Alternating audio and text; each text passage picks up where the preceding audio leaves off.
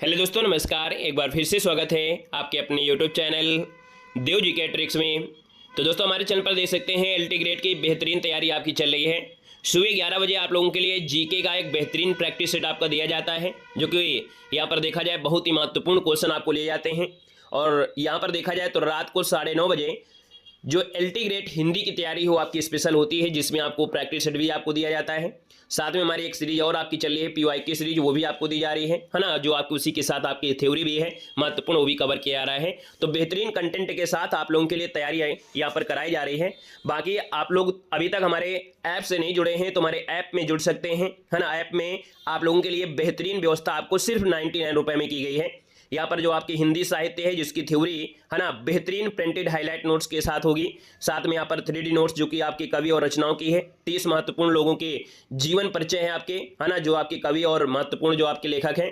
और साथ में यहाँ पर देखा जाए जो क्लास नोट्स होती है ना, मॉडल पेपर होते हैं। और इसके बाद देखा जाए 2000 ऑब्जेक्टिव क्वेश्चन भी आपको दिए जा रहे हैं, है ना। साथ में टेस्ट सीरीज आपके ऑल एग्जाम के लिए है, यानी आपके एलटी ग्रेड हो गया, यूपी टेट, सी टेट आपका हो गया, है ना, ये आपकी है। और पूरे 1 साल के लिए वैलिडिटी है, पूरे 1 साल की वैलिडिटी के साथ आपकी तैयारी चल रही है कि आप और कोई भी आपके एग्जाम लगे होंगे तो आराम से यहां पर आप लोग निकाल सकते हैं, है ना। और इस कोर्स से आपको चाहे कोई भी आप मॉडल पेपर उठाइए या आपका प्रीवियस ईयर उठाइए, सब कुछ आपको मिलेगा, ठीक है ना।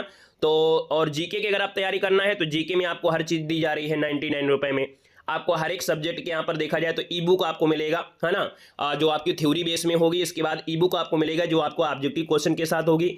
एक आपको ई बुक होगी जो आपकी वन लाइनर में होगी। साथ में आपको मॉडल पेपर जो प्रैक्टिस सेट है जीके में वो भी आपको मिलेंगे। टेस्ट सीरीज जो आपकी है वो भी आपको मिलेगी। मतलब हर सब्जेक्ट की तैयारी 99 रुपए में आपकी है। तो आप लोग ऐप से जुड़कर तैयारी अपना कर सकते हैं, ठीक है ना। सभी को वेलकम है, स्वागत है, अभिनंदन है। तो चलिए भैया स्टार्ट करते हैं। सभी का स्वागत है। पहला क्वेश्चन आपकी स्क्रीन पर और आपसे कह रहा है, भारतीय संविधान को किसने हस्तलिखित किया था। बहुत प्यारा सा क्वेश्चन दिया गया है कि जो भारतीय संविधान है इसको हस्तलिखित करने वाले जो विद्वान है वो आपके कौन विद्वान है। तो आप कहेंगे सर इनका जो आपका नाम है वो आपका प्रेम बिहारी नारायण रायचदा। ये क्वेश्चन अभी हाल ही में एग्जाम में पूछा भी गया है कि जो संविधान को हस्तलिखित किया था, यानी अपने हाथों से लिखा था, प्यारे प्यारे हाथों से लिखा था, वो आपके कौन है। तो प्रेम बिहारी नारायण रायचदा है। और भीमराव अम्बेडकर ने क्या किया था। तो भीमराव जो अम्बेडकर हैं वो संविधान के क्या थे, प्रारूप समिति के अध्यक्ष थे। तो यहाँ पर जो आपका आंसर आ गया है वो राइट आंसर आपका डी हो जाएगा। और ये एग्जाम कह सकते हैं ये जो क्वेश्चन है बिल्कुल ट्रेंडिंग में रहता है कि भारतीय संविधान को किसने हस्तलिखित किया। तो आप कहेंगे प्रेम बिहारी नारायण रायचदा हो जाएगा। बात क्लियर हो गई। यहाँ पर आगे बढ़ते हैं। क्वेश्चन आपका दिया गया है कि रानीगंज कोयला भारत जो खान है ये भारत के किस राज्य में स्थित है।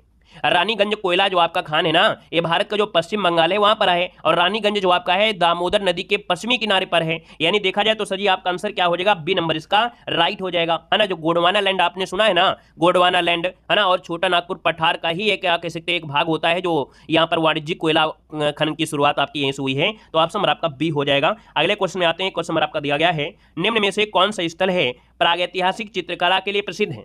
यानी प्रागैतिहासिक चित्रकला का जो सर्वश्रेष्ठ उदाहरण जब आता है ना, तो मध्य प्रदेश में एक कह सकते हैं रायसेन जिला है। और रायसेन जिला में पड़ता है भीमबेटका। क्या पड़ता है सर, भीमबेटका है, जो शैलश्रय या गुफाएं आपकी हैं। और भीमबेटका मालूम है प्रागैतिहासिक चित्रकला के जो और मध्य पाषाण काल से संबंधित है। तो यहाँ पर जो ऑप्शन है आपका हो जाएगा बी नंबर आपका हो जाएगा। और ये भी क्वेश्चन बहुत ट्रेंडिंग में है।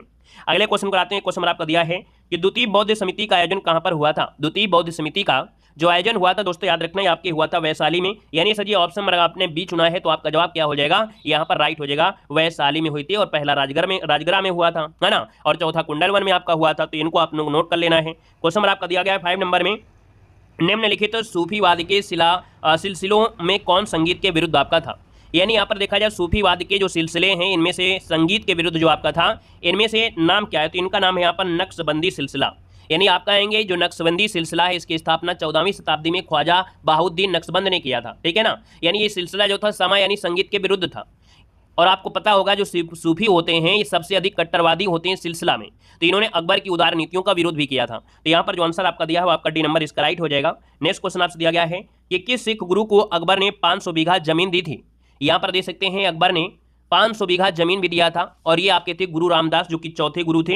यानी आपका जो आंसर हो जाएगा वो आपका बी नंबर इसका राइट हो जाएगा। और देखा जाए तो इनकी पत्नी एक थी बीबी भानी, है ना। बीबी भानी अकबर द्वारा प्रदान की गई भूमि का अमृतसर शहर भी बना। तो इसका जो आपका आंसर है वो आपका बी नंबर इसका राइट हो जाएगा। क्वेश्चन आपका दिया है, भारतीय राष्ट्रवाद का जनक किसे माना जाता है। बताइएगा कि सर जी भारतीय राष्ट्रवाद का जो जनक माना जाता है वो किसको मानते हैं। तो यहाँ पर देखा जाए तो आपके भारतीय राष्ट्रवाद का जनक पूछा गया है ना। और जनक की अगर बात करते हैं तो राजा राम मोहन राय को माना जाता है।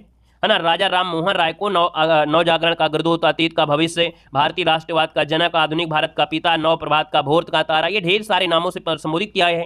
तो यहाँ पर देख सकते हैं ऑप्शन नंबर आपका डी हो जाएगा, इनमें से कोई नहीं।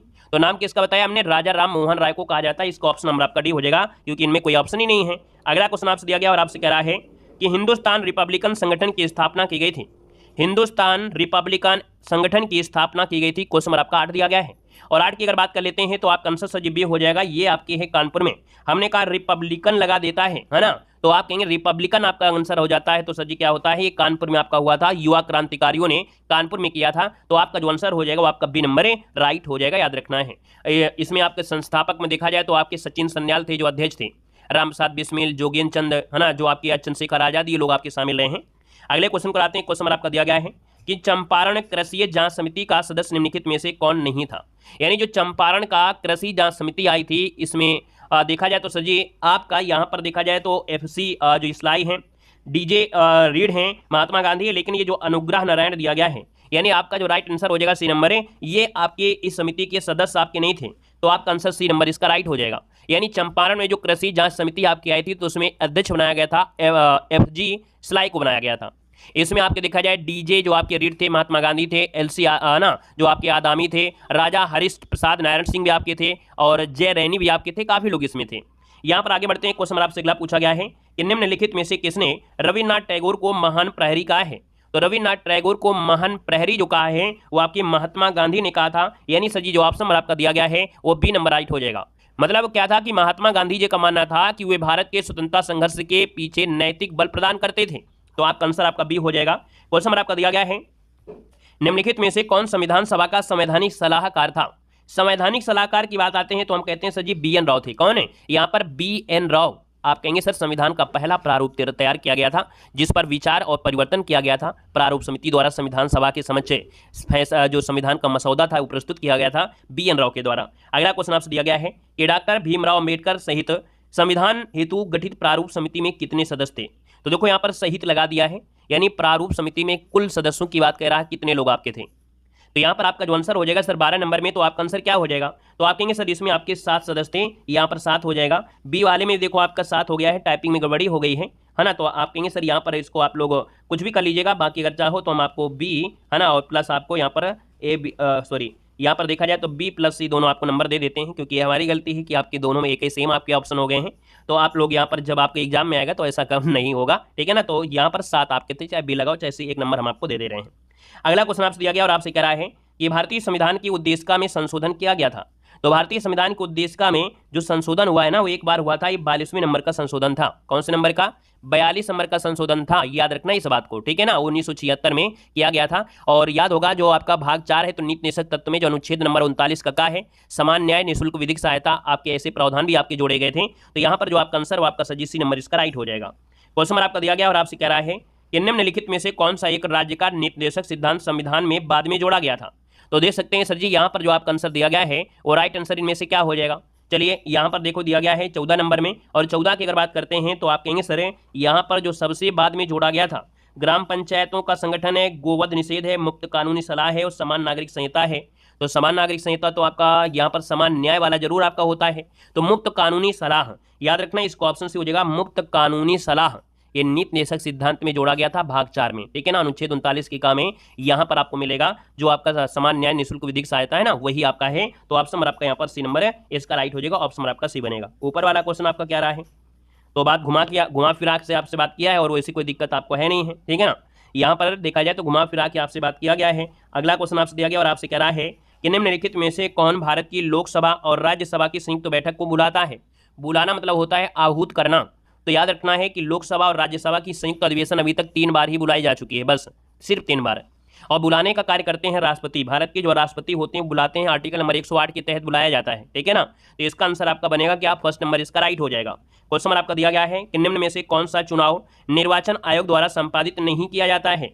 यानी यहाँ पर देखा जाए सर 16 नंबर में, तो जो स्थानीय निकायों के चुनाव होते हैं ना, ये चुनाव निर्वाचन आयोग द्वारा नहीं होते हैं, बाकी अदर जो आपके होते हैं वो निर्वाचन आयोग के द्वारा होते हैं। तो आप कहेंगे सर इसका आंसर आपका डी हो जाएगा। देखिए जो संसद है, राज्य विधानमंडल है, राष्ट्रपति, उपराष्ट्रपति, ये जो आपकी चुनाव संबंधी मामले होते हैं वो आर्टिकल नंबर 324 के तहत निर्वाचन आयोग द्वारा ही संपादित किया जाता है ना। तो इसका आंसर आपका डी हो जाएगा। नेक्स्ट क्वेश्चन आपसे दिया गया है कि भारत का सबसे बड़ा केंद्र शासित प्रदेश जो कि आपके क्षेत्रफल के हिसाब से पूछा गया है, तो आप आंसर सर इनमें से क्या हो जाएगा। तो यहाँ पर भारत का सबसे बड़ा केंद्र शासित प्रदेश पूछा गया क्षेत्रफल के हिसाब में, तो यहाँ पर आपका दिया गया है आपसे अंडमान निकोबार, जम्मू कश्मीर, लद्दाख और आपका चंडीगढ़ दिया है। अब आप लोग बताइए इसका आंसर क्या लगा दिया जाए। यहाँ पर जो क्वेश्चन नंबर आपका 17 है, इसका जवाब आप लोग कमेंट कर सकते हैं, क्या बता सकते हैं। कई बार आपको बताया गया है, अगर आपने याद नहीं किया है तो आज आप लोगों के लिए है कि आप लोग इसमें रिसर्च करिए, है ना, कैसे भी, तो आपको हमेशा के लिए याद रहेगा। ये क्वेश्चन हम आपको इस होमवर्क के रूप में अभी से दे रहे हैं, ठीक है ना। तो इसको आप लोग अगर नहीं आता है तो इसको पढ़ेंगे, और आता है तो बड़ी अच्छी हो। देखिए कमेंट आ रहे हैं, बिल्कुल सही है, लेकिन यहाँ पर जो नहीं है, पहली बार पढ़ रहे हैं या कन्फ्यूज हैं या याद नहीं रहा है, भूल गए हैं, तो वो लोग अपना कहीं से भी पढ़ो, किताब से, गूगल से, कहीं से पढ़ो। अगर एक बार आपने कर लिया, अपने मेहनत से सर्च किया या अपने मेहनत से पढ़ लिया तो हमेशा याद हो जाएगा, ठीक है ना, डाउट में आपका कभी नहीं रहेगा, ठीक है। अगले क्वेश्चन में आइएगा। क्वेश्चन आपका दिया है संविधानेतर अधिकार का अर्थ क्या होता है। यानी आपने शब्द सुना होगा संविधानेतर, ये शब्द होता क्या है। यानी यहाँ पर देखा जाए तो सर जी आपका जो 18 नंबर दिया गया है, तो 18 नंबर का ऑप्शन क्या हो जाएगा। यानी वे अधिकार जिनका संविधान के प्रावधानों में वर्णन नहीं है ना। यानी संविधान के प्रावधान में वर्णन नहीं है या अन्य रूप में इसको वर्णित किया गया है तो संविधानेतर अधिकार कहलाते हैं। तो आप कहेंगे सर 18 नंबर का ऑप्शन नंबर का जो दिया गया है वो आपका वह शक्ति जो संविधान सम्मत नहीं है ना। ये अपने भाषा में कह सकते हैं कि जो संविधान के प्रावधानों में वर्णन नहीं किया गया है। तो आप आंसर आपका सी नंबर इसका राइट हो जाएगा। ये कुछ संस्था बाद में बनी है जिनको संविधान में ऐड नहीं किया गया है, ठीक है ना। यहाँ पर आगे बढ़ते हैं। क्वेश्चन नंबर आपका दिया गया है कि निम्नलिखित में से किस तट से भारत का औसत समुद्र तट नापा जाता है। जब भी कभी भारत का समुद्र का औसत तट मापा जाता है ना, वो कहाँ से मापा जाता है। तो सर जी ये जो आपका चेन्नई है, यानी देख सकते हैं ऑप्शन नंबर आपका बी दिया गया है, जो आपका चेन्नई है, चेन्नई के तट से आपका मापा जाता है। क्वेश्चन नंबर आपसे अगला पूछा गया है और आपसे कह रहा है क्वेश्चन है कि यमुना नदी का उद्गम स्थान आपसे पूछा गया है। सर यमुना नदी का उद्गम बताइएगा। तो यमुना नदी का जो मुख्य आपका है वो बंदरपूंछ है। कहाँ है। तो यमुना नदी या जो आपकी निकलती है ना, यमुनोत्री हिमनद से निकलती है, वहाँ पर एक जगह पड़ती है बंदरपूंछ चोटी, उसी के पास से आपका उद्गम हुआ है। तो ऑप्शन नंबर आपका बी हो जाएगा। और यमुना नदी गंगा की सबसे बड़ी सहायक नदी है जो इलाहाबाद में आकर मिल जाती है।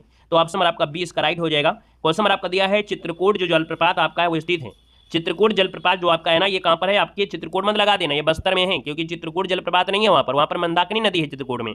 तो चित्रकूट जो जलप्रपात है ना वो आपकी बस्तर जिला में है, ठीक है, बस्तर जिला में इंद्रावती नदी पर आपका है, ठीक है। और ये कहाँ पड़ता है, तो आपकी छत्तीसगढ़ में पड़ता है, छत्तीसगढ़ में ये पड़ता है, याद रखना है। आइएगा नेक्स्ट क्वेश्चन में आते हैं। क्वेश्चन में दिया गया है कि 1818 ईस्वी में पहला सूती वस्त्र कारखाना निम्नलिखित क्षेत्र में शुरू हुआ था।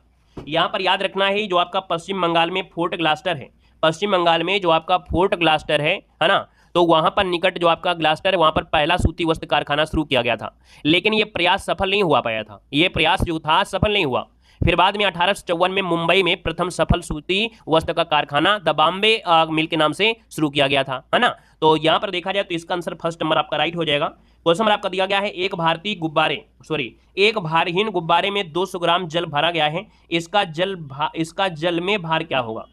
यानी 23 नंबर की अगर बात कर लेते हैं तो दोस्तों आपको याद है कि कोई गुब्बारा में अगर आप पानी भर देते हैं तो गुब्बारा तो तैरता ही रहेगा ना, उसका तो भार जीरो हो जाएगा। यानी यहाँ पर देखा जाए तो आपका आंसर सर जी क्या हो जाएगा, 23 नंबर का जो ऑप्शन है वो आपका जीरो हो जाएगा। क्यों, क्योंकि जब कोई वस्तु जल में आंशिक या पूर्ण रूप से डुबो जाती है तो उसके भार में कमी आती है, और यही आभासी कमी उसके द्वारा हटाएगा द्रव के भार के बराबर होती है। यानी गुब्बारे में जल के अंदर और ऊपर नीचे दाएं ओर उत्प्लावन बल लगने लगता है ना। तो भैया गुब्बारे में जो भार होता है ना, वो कुल भार का और उत्प्लावन बल में क्या होता है, 200 माइनस 200 यानी जीरो हो जाएगा। तो आप कहेंगे जल में गुब्बारे का भार शून्य हो जाएगा, ठीक है ना। यहाँ पर अगला क्वेश्चन नंबर आपका दिया गया है विद्युत चुम्बकीय प्रेरण पर आधारित युक्ति कौन सी है।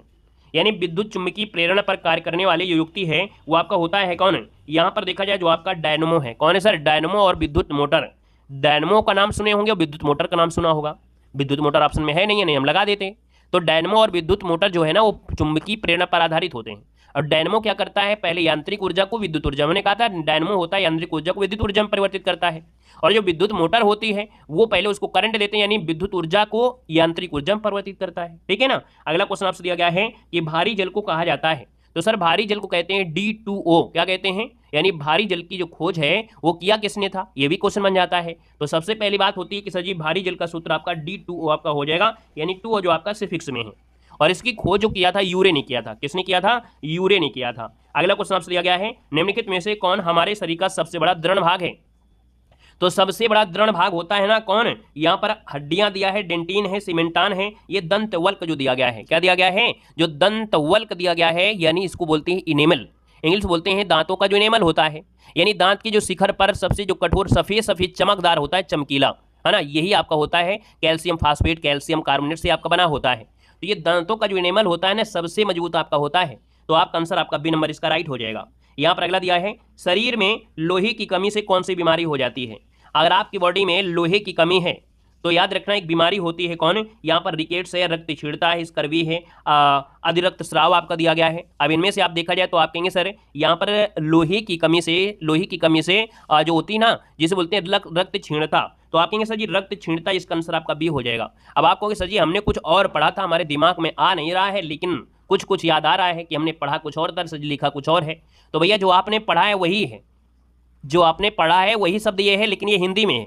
इंग्लिश में होता है इनीमिया, हाँ वही है, याद रखना है, इसी को बोलते हैं इनीमिया जो आपका होता है यही होता है, ठीक है ना, इनीमिया। तो याद रखना है, इसको भी नोट कर लेना, ऐसा ना हो कि कह सकते गड़बड़ हो जाए। हमने कहा भी है कि यूपीपीएससी जो एग्जाम है ना, वो आपको कुछ ऐसी लैंग्वेज का प्रयोग कर देता है कि आपको क्वेश्चन कठिन लगे, क्योंकि आप लोग नॉर्मल हमेशा पढ़ते रहते हैं ना, उसका वो विपरीत काम करता है, और जो विपरीत काम करते हैं लोग वही आपके सफल होते हैं। इसलिए आपको इन चीज़ों पर ध्यान देना है, और हमारी सीरीज में इस चीज़ को पूर्णतः ध्यान दिया जाता है कि जब भी कभी ऐसा क्वेश्चन पूछा गया है जो आपको आ रहा है और आपको क्वेश्चन पूछने का तरीका बदल दिया है, ऐसे क्वेश्चनों को हम जरूर आपको सॉल्व कराते हैं।